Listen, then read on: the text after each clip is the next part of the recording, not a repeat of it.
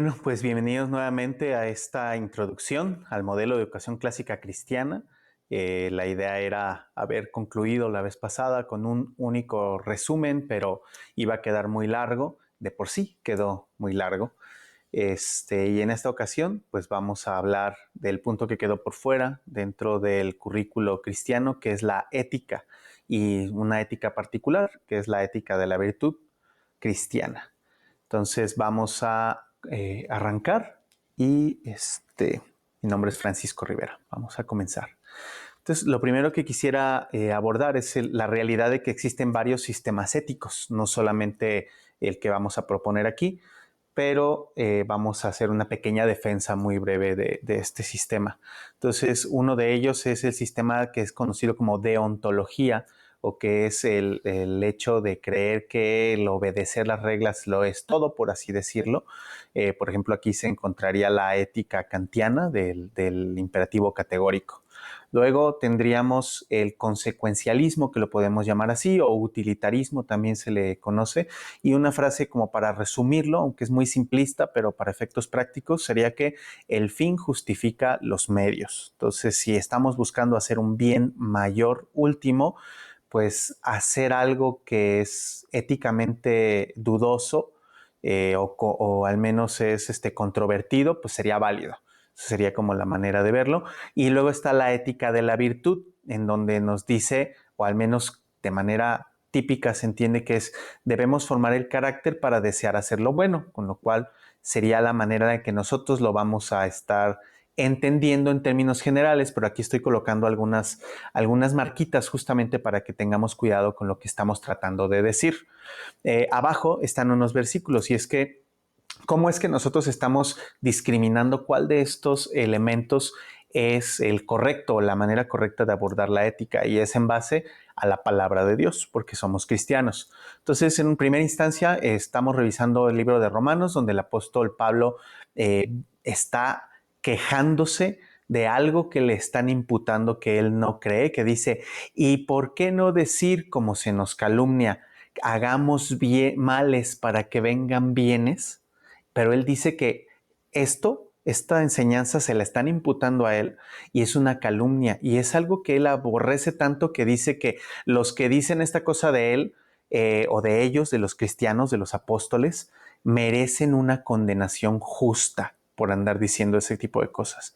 Entonces el apóstol Pablo aborrece la idea de cualquier cosa que se parezca a hagamos males para que vengan bienes, que es casi la definición de la ética consecuencialista. Entonces, por eso es que la estamos desechando completamente. Luego tenemos en 1 Corintios 13, donde se nos habla del amor, y dice que si yo repartiera todos mis bienes y aún diera mi cuerpo en sacrificio por otras personas, pero no tengo amor, de nada me sirve. Entonces, este es algo chocante porque estás haciendo algo bueno, estás dando tus bienes, estás incluso sacrificándote, inmolándote y no vale. Y es que lo que está diciendo el apóstol es que debe de ser por amor. Y es que puede hacerse por otras cosas. Por ejemplo, hay un libro que se conoce como la virtud del egoísmo y desarrolla la idea de cómo el hecho de obedecer ciertas reglas y comportarte moralmente es algo que al final te va a beneficiar a ti, que es por tu propio bien y deberías hacerlo. Entonces, en última instancia, ser egoísta y cuidarte termina siendo una virtud.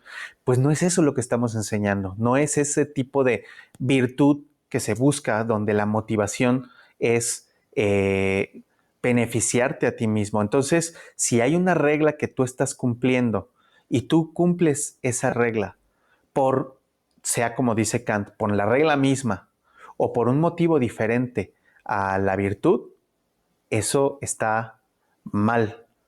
Pero también hay que reconocer que no se debe desechar las reglas. Por eso el siguiente versículo, ahí en Mateo, nos dice el Señor, está hablando con los fariseos y les dice, ay de vosotros, escribas y fariseos hipócritas, que diezmáis la menta, el comino, el eneldo, y dejáis fuera, dice, lo más importante de la ley. ¿Y cuál es eso? Va a citar alguna regla adicional. No, dice la justicia, la misericordia y la fe. Eso era lo más importante y no son leyes, son virtudes.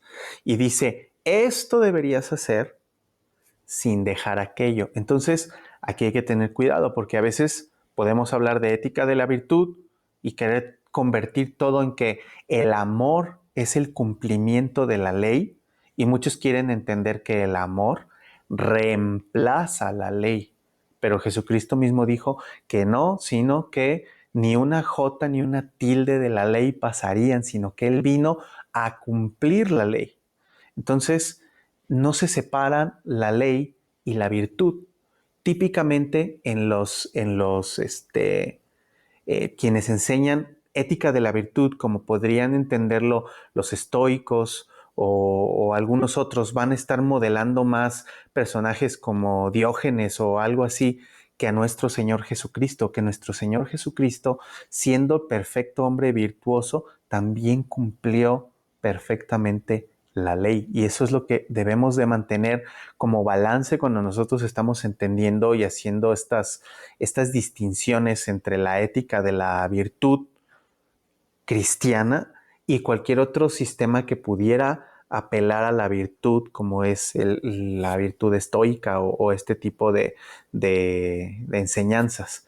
Lo que nosotros estamos enseñando solo es virtud cuando se ajusta a la verdad, como está marcado ahí.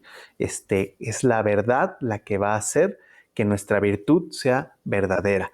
Pero no solamente basta con guardar la ley, sino que debemos amar a Dios y amar al prójimo. Es decir, la motivación por la cual guardamos la ley también es importante en el cristianismo, en el sistema cristiano.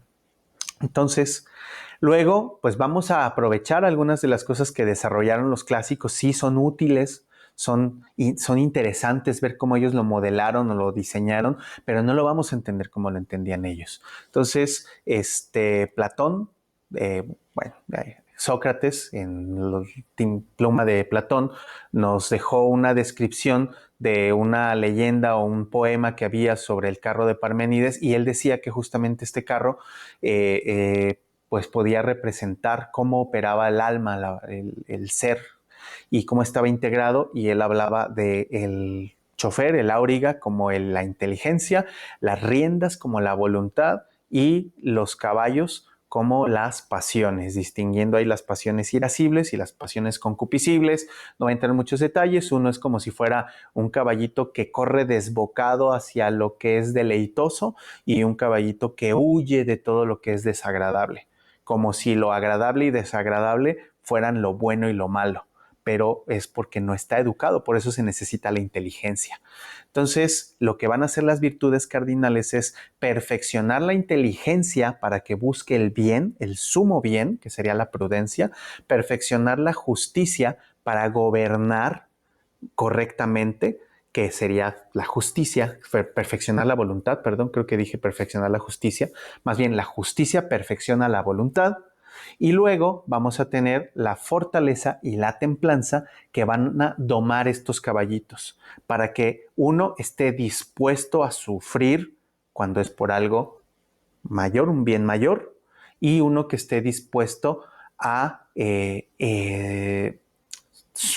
¿cómo se dice?, negarse a sí mismo cuando es también por un bien mayor. Entonces, estas por eso son las virtudes cardinales, porque finalmente obedecen a cómo estamos constituidos en cuanto a nuestros afectos y a cómo nos conducimos. Esta manera de estar constituidos va a desarrollar que o va a provocar que estas virtudes sean las más elementales en el pensamiento de los clásicos.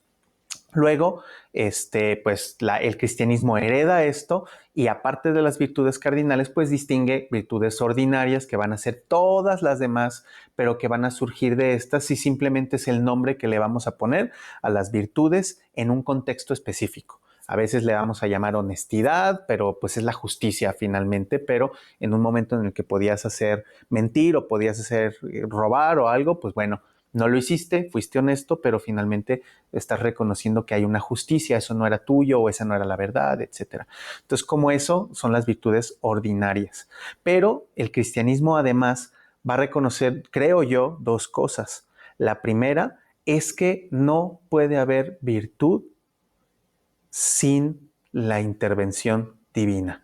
Esto yo creo que hay algunos que lo ven diferente y creen que hay incrédulos que pueden llegar a ser verdaderamente prudentes, verdaderamente justos, etcétera, y yo creo que eso no es así. Porque, por ejemplo, ¿cómo podemos decir que un juez impío puede ser justo solamente porque se atiene a las leyes y las ejecuta de manera correcta, cuando la Escritura dice que a Dios, que merece toda la alabanza, todo el honor, toda la gloria, entonces es un acto de justicia adorarlo y obedecerlo? Y dice también la Escritura que los incrédulos que habiendo conocido a Dios no le adoraron como a Dios ni le dieron gracias. Entonces, los incrédulos no cumplen la cosa más elemental de la justicia, que es honrar a Dios, adorarlo y darle gracias. Es lo más básico de la justicia, es lo más justo que puede hacer un ser humano. Entonces todas las otras justicias se vuelven trapos de inmundicia para todos estos incrédulos. Entonces no hay tal cosa como un justo que es incrédulo. Sin embargo, si reconocemos que coloquialmente los incrédulos se puede decir que son más justos unos de otros, entonces podemos reconocer que en alguna medida, por la revelación natural y por la gracia común, los incrédulos pueden desarrollar de alguna manera las virtudes cardinales. Y por eso es que ellos, en ese sentido, restringen su maldad. No son tan malos como podrían ser debido a que desarrollan estas virtudes en alguna medida. Pero insisto, sus motivaciones pueden ser muy diferentes. Entonces las virtudes teologales tienen o cumplen dos aspectos. Uno, solamente pueden obtenerse por una obra de Dios, es decir, el incrédulo no tiene fe, no tiene esperanza y no tiene amor en términos bíblicos, en ninguna medida. Pero además, aquel que tiene estas virtudes teologales aviva sus virtudes cardinales para que se ordenen correctamente. Entonces, estas virtudes van a ser propias de la obra de Dios en el hombre. La fe, que sería esa esencia de lo que se espera, o la sustancia, como dice ahí en Hebreos, dice, es la convicción de lo que no se ve. Es como si ya tuviéramos la cosa, aunque realmente todavía no la tenemos sensiblemente. La esperanza, también la mirada imperturbable dada por Dios hacia lo que viene a la luz de sus promesas, y el amor, que es el acto de nuestra voluntad por el cual reconocemos que Dios es el bien supremo y estamos agradecidos con Él y somos afectados por lo que Él ha hecho en nosotros. Entonces, estas virtudes vienen de Dios y están totalmente definidas en la Escritura, o sea, no se definen fuera de la Escritura. Y entonces estas virtudes van a gobernar las otras y las van a dirigir apropiadamente. Pero bueno, ¿cómo se enseña la virtud? Esa parte es importante también y es lo que nos trae aquí como padres o como maestros. ¿Por qué es que forma parte del currículo la virtud? Pues bueno, la virtud no se va a enseñar simplemente dándoles clases a los niños, no se les va a enseñar por medio de darles un tratado específico con definiciones de diccionario, sino como lo hacían los antiguos. Y voy a empezar primero usando esta imagen antes de que vean el texto. Esta imagen sería como una ilustración medieval que se usaba para poder representar las virtudes, y tiene dos niveles. En un primer nivel están representadas cada una de las 7 virtudes por medio de unas mujeres que tienen ciertos elementos que son simbólicos. Entonces aquí algo que vamos a aprender es que los antiguos enseñaban esto por medio de símbolos que apelaban a nuestra imaginación. Tenemos la justicia con la prudencia con una serpiente y un espejo que da el conocernos a nosotros mismos, conocer el pasado, incluso con el espejo ver hacia atrás, incluso la serpiente para ser prudentes como las serpientes que dice la misma Escritura. Tenemos la justicia, que tiene la balanza, tiene la espada porque ejercita el gobierno, pesa correctamente, etcétera. Tenemos la fortaleza con una columna que soporta el peso, con un casco que soporta los golpes también. Tenemos la templanza, que está mezclando el vino con agua en la proporción adecuada para que pueda ser perfecto, porque si tiene mucho vino, pues tiene un problema, si tiene mucha agua, tiene otro. Bueno, tiene que ser perfecto, la mezcla ideal. Entonces, eso lo ilustra y pues esto nos habla. Tenemos también la fe, la esperanza, el amor, la esperanza orando, la fe que tiene los elementos ahí de lo que son los sacramentos, obviamente como el ejemplo de la fe que tenemos tangible en una cosa, y tenemos el amor, la caritas, que tiene a un bebé que está cuidándolo como esa protección de los más necesitados, ese amor como tal. Y tenemos también el otro, la mano fuego, que está encendido por las obras encendidas por el amor a Dios. Entonces todo esto está ahí. Y esto nos enseña de manera que aunque lo aprendemos como una definición y lo podríamos presentar como definición, el verlo ilustrado en una imagen con estos símbolos nos llega de una manera diferente. Entonces, esta es una herramienta por medio de la cual vamos a enseñar la virtud. La otra, en la parte de abajo, tenemos algunos personajes que han vivido vidas que encarnan estas virtudes. Tenemos a Pericles, que fue el gobernante más prudente que hubo, uno de los más prudentes, y se puede hablar de toda su historia. Solón, con sus leyes que revolucionaron completamente el mundo griego, que fueron leyes justas, que cambiaron la sociedad. Tenemos a Hércules y sus trabajos también, cómo se esforzó y cómo finalmente murió. Tenemos a Numa Pompilio también, uno que era conocido porque desechaba totalmente los placeres, y él quería una vida tranquila, incluso no quería gobernar. Bueno, todo eso va a encarnar estas virtudes cardinales. Y luego tenemos a los apóstoles, que van a estar como mostrándonos las virtudes teologales. Por ejemplo, el apóstol Pedro, que nos va a encarnar la fe, porque él es el que dijo: tú eres el Cristo, el Hijo del Dios viviente. Esa fe que está siendo pronunciada por él como el primero que lo hizo explícitamente como nuestro representante. Tenemos también al apóstol Pablo, que nos escribió de la esperanza, cómo estamos esperando la redención venidera, y que estamos, toda la creación espera y gime a una para que venga la manifestación de los hijos de Dios y el cumplimiento de todas las cosas. Todos estos pasajes en los cuales Pablo nos habla acerca de la esperanza. Y luego el apóstol Juan nos habla del amor, siendo el apóstol del amor, que nos dice que Dios es amor, que un mandamiento nuevo os doy, que os améis los unos a otros. Y todo esto, entonces, por eso es que por medio de estas personas que nos encarnan de alguna manera las virtudes, es como nuestros hijos o nuestros alumnos van a poder ver esas virtudes siendo ejercidas. No van a ver simplemente conceptos, sino tienen que verlo de manera actuada. E incluso ellos lo pueden actuar. Pueden actuar un cuento, una fábula o algo donde se está ejerciendo esa virtud, o quizás un vicio también, para poderlo distinguir, y que de esa manera ellos lo encarnen y lo internalicen.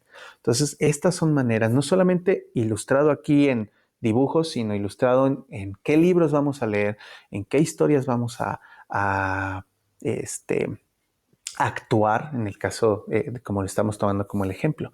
Pero finalmente, también Aristóteles nos dice que si queremos verdaderamente enseñar la virtud, como nos dice aquí Luis Garcés, hablando de la obra de Aristóteles, él dice que Aristóteles nos enseñó que para ser virtuosos se aprende con el ejercicio de hábitos buenos. Entonces yo comienzo a ser prudente cuando actúo prudentemente. Cuando tengo la oportunidad de actuar de una forma imprudente, pero soy prudente. O si tengo la oportunidad de actuar prudentemente y no lo hago, alguien me lo dice e incluso tengo una consecuencia.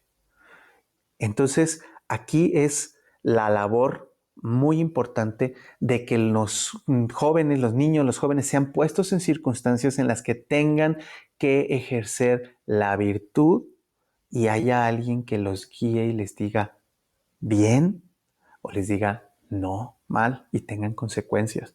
Por eso es que los padres disciplinan a sus hijos a lo largo de todo el día.